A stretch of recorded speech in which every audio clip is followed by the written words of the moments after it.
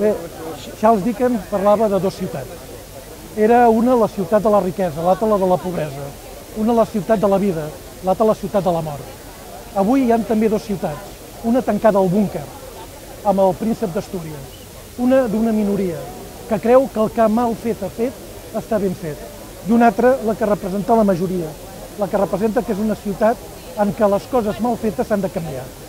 Hi ha gent que s'entesta en vendre aquest tren d'alta velocitat com la gran alternativa de futur per la ciutat, sense veure que és un tren amb mancances, amb la mancança més important, que és la que porta més persones de Girona a Barcelona i de Barcelona a Girona, que són les rodalies.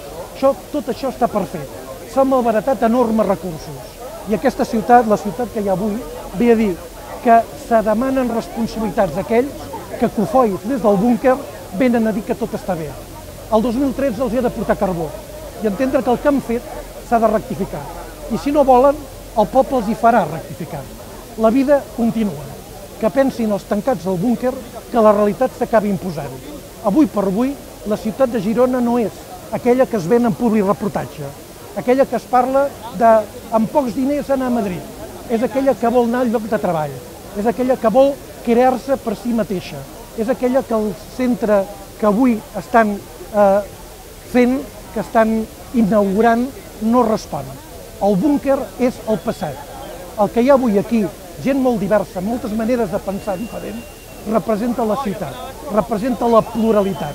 Avui és el que reclamem, una rectificació a fons. I si no ho fan, es farà, perquè la voluntat popular està per sobre de les minories.